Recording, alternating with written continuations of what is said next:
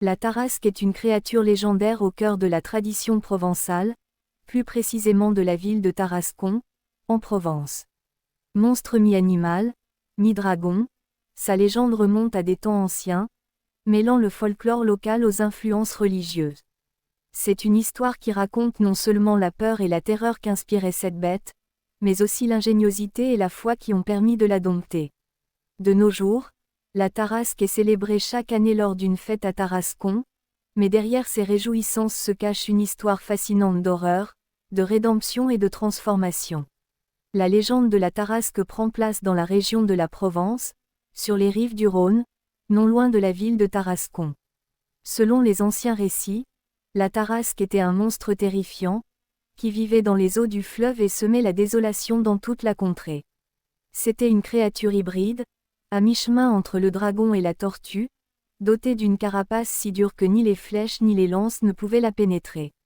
Elle possédait 6 pattes puissantes comme celles d'un ours, une queue de serpent, et une tête rappelant celle d'un lion, avec des mâchoires capables de broyer des pierres. Ses yeux brillaient dans l'obscurité, et elle crachait du feu ou des vapeurs toxiques, rendant toute tentative de l'approcher extrêmement périlleuse. Certains croient que la Tarasque était un être issu des profondeurs du fleuve, tandis que d'autres pensent qu'il s'agissait d'une créature venue des montagnes environnantes, peut-être une relique des temps mythiques où les dieux et les monstres régnaient encore sur la terre. D'autres encore associent son origine à une créature légendaire de la Bible ou de la mythologie gréco-romaine, comme l'hydre de Lerne ou le Léviathan. Quelles que soient ses origines, ce qui est certain, c'est que la Tarasque était redoutée de tous. La présence de la Tarasque dans les eaux du Rhône créa rapidement une onde de terreur. Le monstre sortait de temps en temps de sa tanière et ravageait les villages environnants. Il dévorait hommes, bêtes, et tout ce qui se trouvait sur son passage. Les récoltes étaient détruites, les troupeaux décimés, et les habitants de la région vivaient dans la peur constante d'être la prochaine victime. Certains récits racontent que la bête aimait particulièrement s'en prendre aux jeunes filles, ajoutant à l'horreur de la légende. Les villageois, impuissants face à un tel fléau, tentèrent tout pour se débarrasser du monstre. Ils organisèrent des battues, envoyèrent des guerriers et des chevaliers, mais rien ne semblait capable de percer la cuirasse impénétrable de la Tarasque. Les armes se brisaient contre sa carapace, et quiconque s'approchait trop près périssait sous ses griffes ou était brûlé par son souffle enflammé. Certains tentèrent de l'appâter avec des offrandes, des animaux ou même des enfants, espérant calmer sa fureur, mais en vain. C'est alors que la légende prend une tournure religieuse. L'histoire de la Tarasque s'enrichit d'un élément chrétien qui sera central dans son dénouement.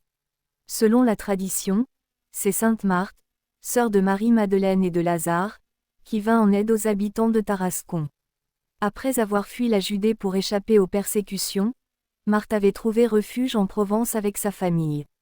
Elle prêchait la parole du Christ dans toute la région et avait déjà accompli plusieurs miracles. À l'annonce des ravages causés par la Tarasque, Marthe décida d'intervenir. Elle se rendit aux abords du Rhône, armée seulement de sa foi et d'un crucifix.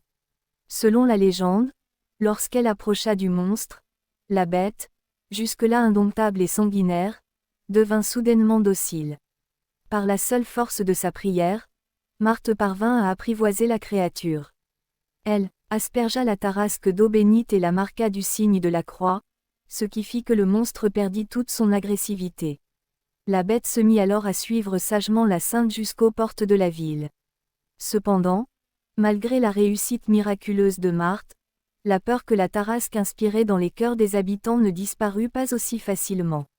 En voyant arriver le monstre dans les rues de Tarascon, les villageois, pensant que la créature allait encore les attaquer, la frappèrent à mort à coups de pierre, de lance et de bâton. Marthe, impuissante devant cette fureur collective, ne put que constater la mort du monstre.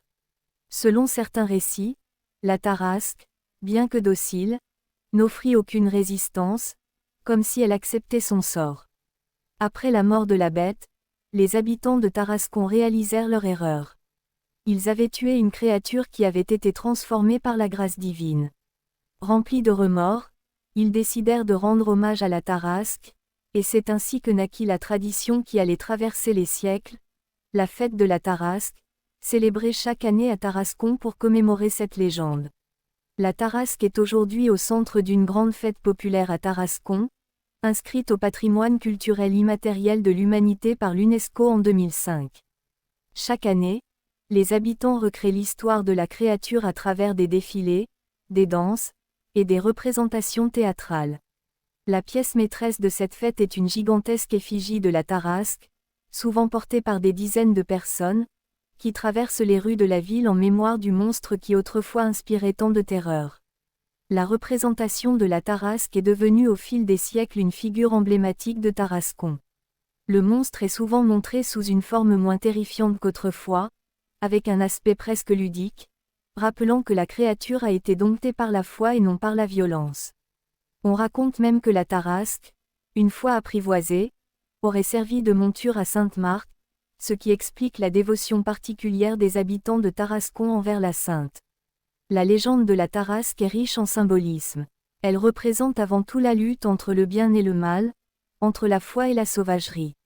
La bête, avec son corps hybride et monstrueux, symbolise les forces destructrices de la nature, mais aussi les peurs irrationnelles qui habitent les sociétés humaines. Sa carapace impénétrable et ses capacités surnaturelles en font une incarnation de la terreur que les hommes ne peuvent pas contrôler par la force brute. L'intervention de Sainte Marthe est un exemple classique de la triomphe de la foi chrétienne sur les anciennes croyances et les forces païennes. Le fait qu'elle réussisse à dompter la Tarasque sans utiliser de violence, mais simplement grâce à la prière, montre que la vertu et la sainteté peuvent apaiser même les créatures les plus sauvages. La Tarasque elle-même peut également être vue comme une figure de rédemption. Initialement source de terreur, elle est finalement apprivoisée et transformée, démontrant que même les êtres les plus redoutables peuvent trouver la paix. Son destin tragique, tuée par ceux qu'elle ne voulait plus attaquer, rappelle l'importance de la compréhension et du pardon. Aujourd'hui, la Tarasque fait partie intégrante de l'identité de Tarascon. Elle est représentée sous forme de statues, de peintures et même de mascottes modernes. Sa légende continue d'être racontée aux enfants et aux visiteurs, perpétuant la mémoire de ce monstre mythique qui a autrefois régné sur les rives du Rhône. Elle illustre également la manière dont les récits légendaires peuvent évoluer avec le temps, passant d'histoires effrayantes de créatures terrifiantes à des symboles d'unité et de célébration communautaire. Le monstre qui semait autrefois la terreur dans les cœurs des Provençaux est devenu un personnage quasi ludique, central dans la fête et les réjouissances annuelles de la ville. En somme, la légende de la Tarasque est bien plus qu'une simple histoire de monstre, elle est le reflet des peurs, des croyances, et des espoirs des habitants de la région à travers les siècles. C'est une légende qui allie tradition populaire, foi religieuse et folklore médiéval, et qui continue de captiver l'imagination de tous ceux qui la découvrent.